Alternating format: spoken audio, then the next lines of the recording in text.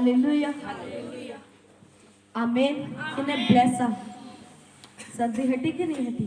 Amen hallelujah. आप इसी तरीके दे नाल सारी रात परमेश्वर दी महिमा करने वाले हैं। Amen hallelujah. यूसुफ नूं कौन जानदा? मैनू अज भी याद आ कि जदों मेरी मदर ते मैं परमेश्वर दे दास नूं पहली बार मिलन गए सी, अपने आत्मिक पिता नूं जदों मैं पहली बार मिलन गई सी अपनी मदर दे नाल, मम्मी नाल, तो उन्होंने जो उदाहरण दी सी मेरे लिए, उन्होंने यूसुफ दी दी सी। हालेलुया। मेरी मदर ने कहा कि इसकी स्टडी खराब हो रही है, इसकी लाइफ आ बीमारी है, चाहे कुछ फेस कर रही है, तो मेरे आत्मिक पिता ने कहा कि यूसुफ गड्ढे च गिरिया सी इस करके ताकि वो प्रधानमंत्री बन सके। आमीन हालेलुया। तो उन्होंने कहा सी कि ये अगर गड्ढा इसकी लाइफ दे विच आया है तो कुछ बड़ा होएगा इसकी लाइफ दे विच। आमीन। अज भी जदों मैं ऐदा दा कोई दिन नहीं है जो मैं उठदी होवां तो मैनूं यूसुफ दा चेता ना आंदा होवे। आमीन। सब तो वध मैनूं पसंद है यूसुफ दी लाइफ स्टोरी। आमीन हालेलुया। किन्ने नूं समझ आ रही है? यूसुफ ऐदा दा इंसान सी जो अपने भरावां दे विचों सब तो लाडला सी अपने पिता दे लई। आमीन। किन्ने नूं समझ आ रही है? अपने पिता दे लई की सी? लाडला सी। ते जेड़े बाकी उहदे भरा सी की करदे सी? नफरत करदे सी। हालेलुया। अज असीं भी समटाइम्स इदा सोचदे ना कि यार मैं किसी नूं कुछ कहंदा तां है नहीं, मेरे नाल लोकी नफरत क्यों करदी है? हुंदा कि नहीं हुंदा? मसीह च इदां तुसीं वधिया आ, हेल्प कर रहे हो, सारा कुछ कर रहे हो, लेकिन लोकी नफरत कर रहे तुहानूं। हालेलुया। जो वड्डा दर्शन तुहाडे ते होवे तां कुछ गल्लां तुहानूं कदी समझ नहीं आंदियां, ਉਹ ਤੁਹਾਡਾ ਦਿਮਾਗ नहीं समझ सकदा ਉਹਨਾਂ ਨੂੰ। आमीन। क्योंकि जो परमेश्वर ਦੀਆਂ ਗੱਲਾਂ ਹੈ ਉਹਨੂੰ ਸਮਝਣ ਦੇ ਲਈ परमेश्वर वाला ਉਹ ਵਿਜ਼ਡਮ ਚਾਹੀਦਾ, ਜੋ ਸੁਲੇਮਾਨ ਦੇ ਕੋਲ ਸਮਝ ਸੀ ਉਦਾਂ ਦੀ ਸਮਝ ਸਾਨੂੰ ਚਾਹੀਦੀ। ਆਮੀਨ ਹਾਲੇਲੂਇਆ। ਕਿੰਨੇ ਨੂੰ ਸਮਝ ਆ ਰਹੀ ਹੈ? ਯੂਸੁਫ ਇਦਾਂ ਦਾ ਸੀ ਜਿਹੜਾ ਸਭ ਤੋਂ ਜ਼ਿਆਦਾ ਉਹਦੇ ਪਿਤਾ ਦਾ ਪਿਆਰ ਉਹਨੂੰ ਮਿਲਦਾ ਸੀ ਬਾਕੀ ਭਰਾਵਾਂ ਨਾਲੋਂ, ਇਸ ਕਰਕੇ ਉਹਦੇ ਬਾਕੀ ਭਰਾ ਕੀ ਕਰਦੇ ਸੀ? ਉਹ ਤੋਂ ਨਫ਼ਰਤ ਕਰਦੇ ਸੀ ਜਾਂ ਉਹਦੇ ਤੋਂ ਜੈਲਸ ਫੀਲ ਕਰਦੇ ਸੀ। ਹਮੇਸ਼ਾ ਉਹਨਾਂ ਦਾ ਭਲਾ ਕਰਦਾ। ਉਹ ਇਦਾਂ ਦਾ ਸੀ ਕਿ ਉਹ ਹਰ ਚੀਜ਼ ਆਪਣੇ ਪਿਤਾ ਨੂੰ ਜਾ ਕੇ ਦੱਸਦਾ ਸੀ ਉਹਨਾਂ ਦੇ ਵਿਸ਼ੇ ਦੇ ਵਿੱਚ, ਜੋ ਕੁਝ ਵੀ ਉਹ ਗਲਤ ਕਰਦੇ, ਕੁਝ ਵੀ ਸੀ, ਉਹਨਾਂ ਦੀ ਆਦਤ ਇਦਾਂ ਦੀ ਸੀ ਕਿ ਯੂਸੁਫ ਨੇ ਜਾ ਕੇ ਸਭ ਕੁਝ ਆਪਣੇ ਪਿਤਾ ਨੂੰ ਦੱਸਣਾ ਹੁੰਦਾ ਸੀ। ਹਾਲੇਲੂਇਆ। ਕਿੰਨਿਆਂ ਨੂੰ ਸਮਝ ਆ ਰਹੀ ਆ? ਪਰ ਯੂਸੁਫ ਦੀ ਜ਼ਿੰਦਗੀ ਦੇ ਉੱਤੇ ਇੱਕ ਪਰਮੇਸ਼ਰ ਦੀ ਕੀ ਸੀ? ਬੁਲਾਹਟ ਸੀ। ਪਰਮੇਸ਼ਰ ਨੇ ਉਹਨੂੰ ਬੁਲਾਇਆ ਸੀ ਇੱਕ ਵੱਡੇ ਕੰਮ ਦੇ ਲਈ, ਇੱਕ ਪ੍ਰਧਾਨ ਮੰਤਰੀ ਬਣਨ ਦੇ ਲਈ ਪਰਮੇਸ਼ਰ ਨੇ ਉਹਨੂੰ ਕੀ ਕੀਤਾ ਸੀ? ਬੁਲਾਇਆ ਸੀ। ਹਾਲੇਲੂਇਆ। ਔਰ ਕੀ ਕੀਤਾ ਉਹਦੇ ਭਰਾਵਾਂ ਨੇ? ਭਰਾਵਾਂ ਨੇ ਉਹਨੂੰ ਸੋਚਿਆ, ਉਹ ਜਦੋਂ ਦਰਸ਼ਨ ਦੱਸਦਾ ਸੀ, ਸੁਪਨੇ ਪਰਮੇਸ਼ਰ ਯੂਸੁਫ ਨੂੰ ਦਿਖਾਉਂਦਾ ਸੀ ਕਿ ਦੇਖ ਇੱਕ ਸਮਾਂ ਆਏਗਾ ਕਿ ਤੇਰੇ ਭਰਾ ਤੈਨੂੰ ਦੰਡਵਤ ਕਰਨਗੇ, ਲੋਕ ਤੈਨੂੰ ਦੰਡਵਤ ਕਰਨਗੇ। ਜਦੋਂ ਉਹ ਸੁਪਨੇ ਆਪਣੇ ਭਰਾਵਾਂ ਨੂੰ ਦੱਸਦਾ ਸੀ ਤਾਂ ਭਰਾ ਜੈਲਸ ਫੀਲ ਕਰਦੇ ਸੀ। ਹਾਲੇਲੂਇਆ। ਕੀ ਕਹਿੰਦੇ ਸੀ ਕਿ ਅਸੀਂ ਤੇਰੇ ਅੱਗੇ ਝੁਕਾਂਗੇ, ਐਦਾਂ ਉਹਨਾਂ ਨੇ ਕੀ ਕਰਦੇ ਸੀ? ਭਰਾ ਕਹਿੰਦੇ ਸੀ। ਹਾਲੇਲੂਇਆ। ਫਿਰ ਉਹਨਾਂ ਨੇ ਕੀ ਕੀਤਾ? ਇੱਕ ਪਲਾਨ ਕੀਤਾ ਕਿ ਆਪਾਂ ਇਹਨੂੰ ਕੀ ਕਰਦੇ? ਮਾਰ ਦਿੰਦੇ ਆ, ਗੱਡੇ 'ਚ ਸੁੱਟ ਦਿੰਦੇ ਆ। ਉਹਦੇ 'ਚੋਂ ਲਿਖਿਆ ਕਿ ਜੋ ਵਸਤਰ ਉਹਨੇ ਪਹਿਨੇ ਹੋਏ ਸੀ ਉਹਨਾਂ ਨੇ ਉਤਾਰਤੇ ਤਾਂ ਹੋਰ ਪਹਿਨਾਤੇ ਤਾਂ ਕਿ ਉਹ ਪਹਿਚਾਣਿਆ ਨਾ ਜਾਵੇ। ਹਾਲੇਲੂਇਆ। ਲੋਕ ਸਾਡੀ ਲਾਈਫ ਦੇ ਵਿੱਚ ਕਈ ਵੇਲੇ ਕੀ ਹੁੰਦਾ? ਸਾਡੇ ਕੱਪੜੇ ਉਤਾਰੇ ਜਾਂਦੇ ਇੱਕ ਤਰੀਕੇ ਦੇ ਨਾਲ, ਸਾਨੂੰ ਸ਼ਰਮਿੰਦਾ ਕੀਤਾ ਜਾਂਦਾ ਪਰਮੇਸ਼ਵਰ ਦੇ ਕਰਕੇ, ਸਾਨੂੰ ਲੱਜਿਤ ਕੀਤਾ ਜਾਂਦਾ। ਪਰ ਯਾਦ ਰੱਖੋ ਉਹ ਕੱਪੜੇ ਇਸ ਕਰਕੇ ਉਤਰਦੇ ਤਾਂ ਕਿ ਅਸੀਂ ਪ੍ਰਧਾਨ ਮੰਤਰੀ ਦੇ ਕੱਪੜੇ ਪਾਉਣ ਦੇ ਲਈ ਤਿਆਰ ਹੋ ਸਕੀਏ। ਆਮੀਨ ਹਾਲੇਲੂਇਆ। ਕਿੰਨੇ ਨੂੰ ਸਮਝ ਆ ਰਹੀ ਹੈ? ਉਹਨੂੰ ਧੋਖੇ ਦੇ ਨਾਲ ਗੱਡੇ 'ਚ ਸੁੱਟਿਆ, ਪਰ ਜਦੋਂ ਗੱਡੇ ਤੋਂ ਬਾਹਰ ਆਇਆ ਉਹਨੂੰ ਕੱਢਿਆ ਗਿਆ ਤਾਂ ਕੀ ਕੀਤਾ? ਉਹਦੇ ਭਰਾਵਾਂ ਨੇ ਉਹਨੂੰ ਵੇਚ ਦਿੱਤਾ। ਕਿਹੜੇ ਕਿਸੇ ਨੂੰ ਪਤਾ ਲੱਗਣਾ? ਪਿਤਾ ਦੇ ਕੋਲ ਜਾ ਕੇ ਕੀ ਕੀਤਾ? ਹੋਰ ਕੱਪੜਿਆਂ ਨੂੰ ਲਹੂ ਨਾਲ ਲਪੇਟ ਕੇ ਉਹਨੂੰ ਦਿਖਾ ਦਿੱਤੇ, ਉਹਨੂੰ ਦੱਸਿਆ ਕਿ ਤੇਰਾ ਜੋ ਯੂਸੁਫ ਪੁੱਤਰ ਸੀ ਉਹ ਤਾਂ ਖਤਮ ਹੋ ਚੁੱਕਾ, ਉਹ ਮਰ ਚੁੱਕਾ। ਲਿਖਿਆ ਕਿ ਉਹਦਾ ਪਿਤਾ ਕਿੰਨਾ ਚਿਰ ਉਹ ਬਿਲਾਪ ਹੀ ਕਰਦਾ ਰਿਹਾ, ਉਹ ਦੁੱਖ ਕਰਦਾ ਰਿਹਾ ਕਿਉਂਕਿ ਉਹਨੂੰ ਪਿਆਰ ਸੀ ਯੂਸੁਫ ਦੇ ਨਾਲ। ਔਰ ਫਿਰ ਕੀ ਹੋਇਆ?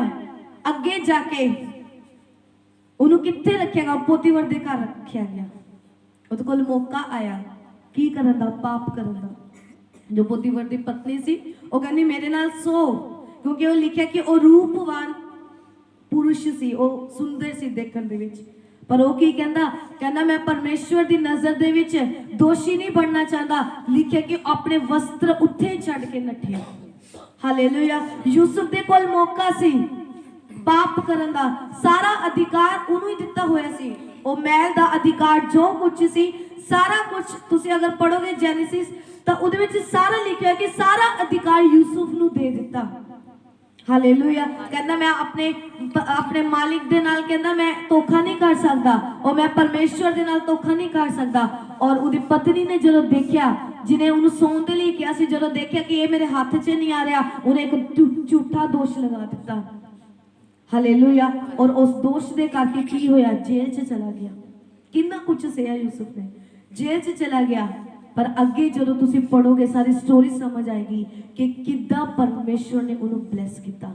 Amen, hallelujah. ਜਦੋਂ ਮੈਂ ਪਿਛਲੇ ਹਫਤੇ ਵਚਨ ਨੂੰ ਪੜ੍ਹੀ ਤਾਂ ਪਰਮੇਸ਼ਵਰ ਕਹਿੰਦੇ ਜਿਹੜਾ ਗੱਡਾ ਆ, ਤੁਹਾਨੂੰ ਲੱਗਦਾ ਜੋ ਪ੍ਰੋਬਲਮਸ ਸਾਡੀ ਲਾਈਫ ਦੇ ਵਿੱਚ ਆ ਰਹੀਆਂ, ਤੁਹਾਨੂੰ ਲੱਗ ਰਿਹਾ ਕਿ ਮੇਰਾ ਪਰਿਵਾਰ ਵਿਰੋਧ ਕਰ ਰਿਹਾ, ਮੇਰਾ ਮੁਹੱਲਾ ਮੇਰਾ ਵਿਰੋਧ ਕਰ ਰਿਹਾ, ਮੇਰੇ ਰਿਸ਼ਤੇਦਾਰ ਵਿਰੋਧ ਕਰ ਰਹੇ ਨੇ, ਉਹ ਇੱਕ ਤਰੀਕੇ ਦਾ ਗੱਡਾ ਹੈ ਤੁਹਾਡੇ ਲਈ। ਪਰ ਯਾਦ ਰੱਖੋ, ਗੱਡੇ 'ਚ ਜਦ ਤੁਸੀਂ ਡਿੱਗੋਗੇ, ਪਰ ਜਦੋਂ ਨਿਕਲੋਗੇ ਤਾਂ ਪ੍ਰਧਾਨ ਮੰਤਰੀ ਬਣ ਕੇ ਨਿਕਲਣੇ ਵਾਲੇ ਹੋ। Amen, hallelujah. ਅਗਰ ਮੇਰੀ ਲਾਈਫ ਨੂੰ ਮੈਂ ਦੇਖਾਂ ਤਾਂ ਲੋਕ ਮਜ਼ਾਕ ਬਣਾਉਂਦੇ ਸੀ ਪਹਿਲਾਂ। ਉਹ ਕਹਿੰਦੇ ਕੁੜੀ ਆ ਕਿ ਇੱਕ ਮੀਟਿੰਗ ਤੇ ਮੈਂ ਅੱਗੇ ਵੀ ਦੱਸਿਆ, ਮੈਂ ਮੀਟਿੰਗ ਤੇ ਗਈ, ਜਦੋਂ ਪੁੱਛਿਆ ਕਿ ਪਾਸਟਰ ਕੌਣ ਨੇ, ਮੇਰੇ ਵੱਲ ਮੇਰੀ ਕੁਆਇਰ ਨੇ ਹੱਥ ਕਰ ਦਿੱਤਾ। ਅੱਜ ਤੋਂ 6-7 ਸਾਲ ਪਹਿਲਾਂ। ਔਰ ਉਹ ਕੀ ਕਹਿੰਦੇ, ਉੱਤੇ ਪਾਸਟਰ ਲੋਗ ਹੱਸਣ ਲੱਗ ਪਏ, ਕਹਿੰਦੇ ਵੀ ਤੂੰ ਪ੍ਰਚਾਰ ਕਰ ਲਊਂਗੀ, ਤੈਨੂੰ ਆਂਦਾ ਪ੍ਰਚਾਰ ਕਰਨਾ। ਉਦੋਂ ਮੈਂ ਬਿਲਕੁਲ ਨਵੀਂ ਸੀ ਪ੍ਰਭੂ ਦੇ ਵਿੱਚ। ਮੈਂ ਈਸ਼ਾ ਦੀ ਏਜ ਵੀ ਜ਼ਿਆਦਾ ਹੈ, ਇਹ ਤੋਂ ਵੀ ਘੱਟ ਸੀ ਜਦੋਂ ਦੀ ਮੈਂ ਪਰਮੇਸ਼ਰ ਨੇ ਮੈਨੂੰ ਬਲੈਸ ਕੀਤਾ। ਆਮੇਨ। ਇਹ ਮਾਈਕ ਮੇਰੇ ਤੋਂ ਪਹਿਲਾਂ ਦੇ ਹੱਥ ਜਾਂ ਸਕੂਲ ਟਾਈਮ ਦੇ। ਹਾਲੇਲੂਇਆ। ਕਿਉਂਕਿ ਤੁਹਾਨੂੰ ਪਰਮੇਸ਼ਵਰ ਦੀ ਪਲੈਨਿੰਗ ਦਾ ਨਹੀਂ ਪਤਾ ਹੁੰਦਾ। ਜੋ ਪਰਮੇਸ਼ਵਰ ਦੀ ਪਲੈਨਿੰਗ ਆ ਉਹ ਅਦਭੁਤ ਆ। ਤੁਹਾਡਾ ਦਿਮਾਗ ਸੋਚ ਕੁਝ ਨਹੀਂ ਸਮਝ ਸਕਦੀ। ਪਰਮੇਸ਼ਵਰ ਤੁਹਾਨੂੰ ਇੰਨਾ ਕੁ ਕੈਪੇਬਲ ਬਣਾਉਂਦਾ ਕਿ ਤੁਸੀਂ ਕਿਸੇ ਦੇ ਅੱਗੇ ਵੀ ਬੈਠ ਸਕਦੇ ਹੋ, ਕੋਈ ਵੱਡੀ ਅਥਾਰਟੀ ਤੁਸੀਂ ਬੈਠ ਸਕਦੇ ਹੋ, ਤੁਸੀਂ ਗੱਲ ਕਰ ਸਕਦੇ ਹੋ। Amen, hallelujah. ਔਰ ਉਹ ਪਹਿਲੀ ਮੀਟਿੰਗ ਸੀ ਮੇਰੀ ਲਾਈਫ ਦੀ, ਜਦੋਂ ਮੈਂ 300-400 ਲੋਕਾਂ ਦੇ ਵਿੱਚ ਪ੍ਰਚਾਰ ਕਰਨਾ ਸੀ। ਜਦੋਂ ਮੈਂ ਪ੍ਰਚਾਰ ਕਰਨਾ ਸੀ ਤਾਂ ਉਹ ਲੋਕ ਮੈਨੂੰ ਕੀ ਕਹਿੰਦੇ, ਉਹਨਾਂ ਨੇ ਮਜ਼ਾਕ ਬਣਾਉਣਾ ਸ਼ੁਰੂ ਕੀਤਾ। ਕਹਿੰਦੇ ਤੂੰ ਕਰ ਲੂੰਗੀ, ਤੂੰ ਛੋਟੀ ਆ, ਤੇਰੀ ਏਜ ਬਹੁਤ ਘੱਟ ਆ, ਤੂੰ ਕੁੜੀ ਆ। ਮੈਨੂੰ ਪਰਮੇਸ਼ਰ ਨੇ ਕਿਹਾ ਇਹਨਾਂ ਨੂੰ ਜਵਾਬ ਨਾ ਦੇ। ਉਸ ਟਾਈਮ ਤੇ ਪਰਮੇਸ਼ਰ ਕਹਿੰਦੇ ਜਾ ਔਰ ਪ੍ਰਾਰਥਨਾ ਕਰ। ਮੈਂ ਪ੍ਰਾਰਥਨਾ ਕੀਤੀ। ਜਦੋਂ ਪੁਲਪਿਟ ਤੇ ਦਾ ਅਦਭੁਤ ਹੋਇਆ, ਜੋ ਚਮਤਕਾਰ ਹੋਏ, ਪਰਮੇਸ਼ਰ ਨੇ ਬਲੈਸ ਕੀਤਾ ਲੋਕਾਂ ਨੂੰ, ਭਵਿਸ਼ਵਾਣੀਆਂ ਹੋਈਆਂ। ਔਰ ਪਰਮੇਸ਼ਰ ਨੇ ਕਿਹਾ ਕਿ ਹੁਣ ਇਹਨਾਂ ਨੂੰ ਜਵਾਬ ਦਿਓ। ਉਹਨਾਂ ਨੂੰ ਕਹਿ ਕੇ ਹੱਲੇ ਵੀ ਤੁਸੀਂ ਸਰੀਰਕ ਅੱਖਾਂ ਨਾਲ ਕਿਉਂ ਦੇਖਦੇ ਹੋ, ਹੱਲੇ ਵੀ ਤੁਸੀਂ ਆਪਣੇ ਸਰੀਰ ਨਾਲ ਕਿਉਂ ਦੇਖਦੇ ਹੋ। ਤੁਸੀਂ ਕੱਦ ਕਾਟ, ਉਮਰ, ਜੈਂਡਰ ਦੇਖਦੇ ਹੋ, ਲੜਕੀ ਆ ਲੜਕਾ ਆ, ਪਰ ਤੁਸੀਂ ਇਹ ਦੇਖੋ ਕੰਮ ਕਰਨ ਵਾਲਾ ਕੌਣ ਆ? ਪਰਮੇਸ਼ਵਰ ਆ। ਆਮੇਨ। ਯਾਦ ਰੱਖੋ, ਪਰਮੇਸ਼ਵਰ ਨੂੰ ਸਿਰਫ ਇੱਕ ਸਰੀਰ ਚਾਹੀਦਾ, ਇੱਕ ਜ਼ਿੰਦਗੀ ਚਾਹੀਦੀ ਜੋ ਪੂਰੀ ਤਰ੍ਹਾਂ ਨਾਲ ਸਮਰਪਿਤ ਹੋਵੇ। ਹਾਲੇਲੂਇਆ। ਪਿਛਲੇ ਦਿਨਾਂ ਦੇ ਵਿੱਚ ਪਰਮੇਸ਼ਵਰ ਨੇ ਮੈਨੂੰ ਕਿਹਾ, ਪਰਮੇਸ਼ਵਰ ਨੇ ਪੂਰੀ ਰੀਤੀ ਨਾਲ ਮੈਨੂੰ ਬੁਲਾ ਲਿਆ। ਹਾਲੇਲੂਇਆ। ਮੇਰੇ ਲਾਈਫ 'ਚ ਚੈਲੰਜਿਸ ਸੀ, ਮੇਰੀ ਲਾਈਫ 'ਚ ਕੁਝ ਪਾਪ ਸੀ, ਕੁਝ ਸਿਨ ਸੀ, ਜੋ ਪਰਮੇਸ਼ਵਰ ਨੇ ਮੈਨੂੰ ਉਹਨਾਂ ਤੋਂ ਆਜ਼ਾਦ ਕੀਤਾ। ਪਰਮੇਸ਼ਵਰ ਨੇ ਮੈਨੂੰ ਫ੍ਰੀ ਕੀਤਾ। ਹਾਲੇਲੂਇਆ। ਪਰਮੇਸ਼ਰ ਨੇ ਇੱਦਾਂ ਦੇ ਕੰਟੈਕਟਸ ਮੈਨੂੰ ਦਿੱਤੇ ਕਿ ਪਰਮੇਸ਼ਰ ਨੇ ਉਹਨਾਂ ਦੇ ਥਰੂ ਮੈਨੂੰ ਬਲੈਸ ਕੀਤਾ। ਤੇ ਮੇਰੀ ਬੁਲਾਹਟ, ਮੈਂ ਹਮੇਸ਼ਾ ਕਨਫਿਊਜ਼ਨ 'ਚ ਰਹਿੰਦੀ ਸੀ ਕਿ ਕਿਆ ਮੇਰੀ ਬੁਲਾਹਟ ਹੈ ਵੀ ਆ। ਮੈਂ ਹਮੇਸ਼ਾ ਪਰਮੇਸ਼ਰ ਨੂੰ ਕਹਿੰਦੀ ਸੀ, ਪ੍ਰਭੂ ਕਿਆ ਮੇਰੀ ਬੁਲਾਹਟ ਹੈ ਵੀ ਆ? ਅਗਰ ਮੇਰੀ ਬੁਲਾਹਟ ਹੈ ਤਾਂ ਮੇਰੀ ਚਰਚ ਨਹੀਂ ਵੱਧ ਰਹੀ, ਪਰਮੇਸ਼ਰ ਆ ਨਹੀਂ ਹੋ ਰਿਹਾ, ਤਾਂ ਕੁਝ ਚੀਜ਼ਾਂ ਸੀ ਜੋ ਗੁਪਤ 'ਚ ਸੀ, ਮੈਨੂੰ ਨਹੀਂ ਸੀ ਪਤਾ ਕਿ ਇਹ ਪਾਪ ਨੇ ਜਾਂ ਫਿਰ ਇਹ ਚੀਜ਼ਾਂ ਪ੍ਰਭੂ ਦੇ ਵੱਲੋਂ ਨਹੀਂ ਆ। ਹਾਲੇਲੂਇਆ। ਪਰ ਜਦੋਂ ਮੈਂ ਕਿਹਾ ਪਰਮੇਸ਼ਵਰ ਅਗਰ ਤੂੰ ਮੈਨੂੰ ਚੁਣਿਆ, ਅਗਰ ਤੂੰ ਮੈਨੂੰ ਠਹਿਰਾਇਆ ਆਪਣੇ ਕੰਮਾਂ ਦੇ ਲਈ, ਤਾਂ ਕੁਝ ਪਰਮੇਸ਼ਵਰ ਦੇ ਸੇਵਕ ਐਦਾਂ ਦੇ ਜੋ ਮੈਨੂੰ ਨਾ ਜਾਣਦੇ ਹੋਣ, ਉਹ ਮੇਰੇ ਲਈ ਭਵਿੱਖਬਾਣੀ ਕਰਨ। ਕਿੰਨਿਆਂ ਨੂੰ ਸਮਝ ਆ ਰਹੀ? ਮੈਂ ਸਾਈਨ ਮੰਗਿਆ ਪਰਮੇਸ਼ਵਰ ਤੋਂ।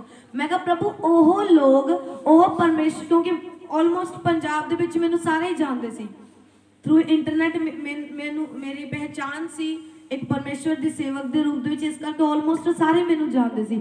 ਪਰ ਮੈਂ ਫਿਰ ਮੈਂ ਕਿਹਾ ਉਹ ਜਿਨ੍ਹਾਂ ਨੂੰ ਮੈਂ ਨਾ ਜਾਣਦੀ ਹੋਵੇ ਉਹ ਮੈਨੂੰ ਨਾ ਜਾਣਦੇ ਹੋਣ।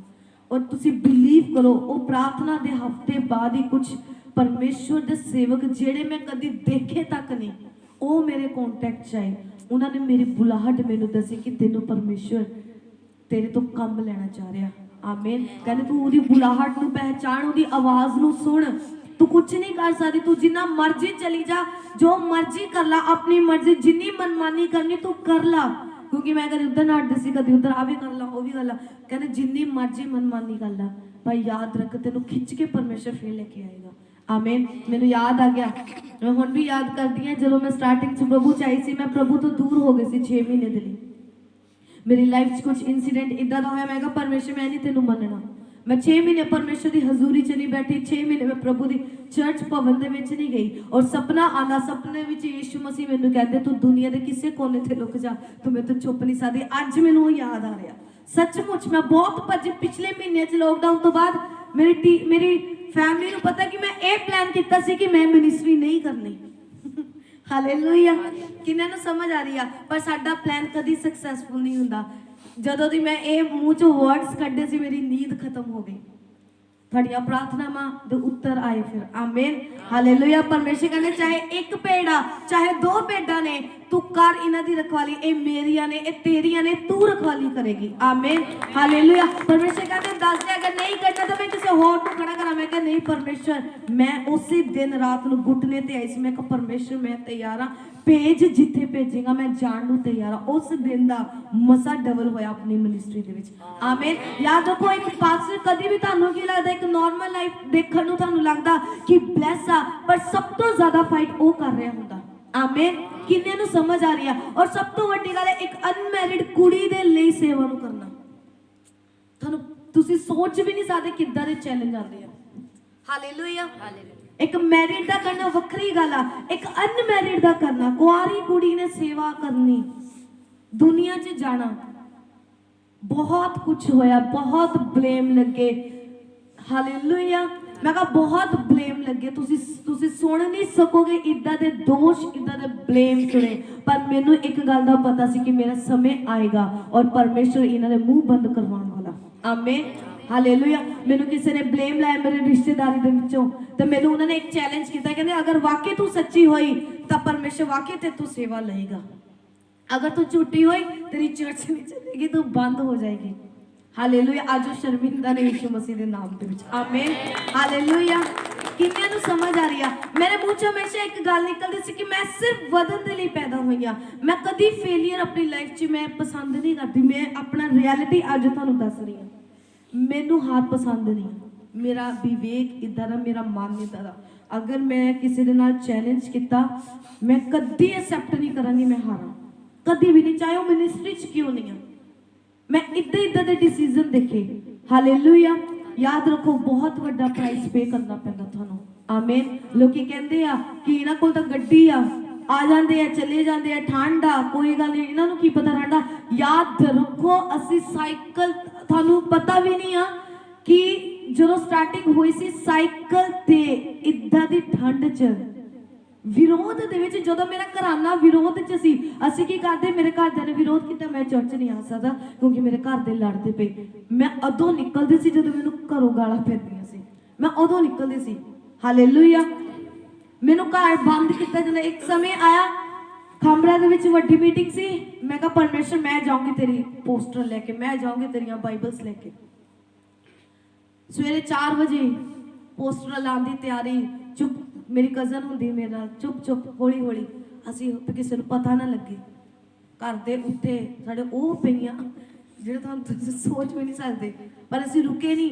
असी की किया साइकिल च एक्टिवा चाहिए, असी मंगी, हाँ जी डैड जी एक्टिवा दे दो, कुछ नहीं मिलना, जाओ अपने रब दे कोल, यीशु मसीह दे कोल जाओ, आ दे दो, नहीं मिलना, पैदल जाओ जी।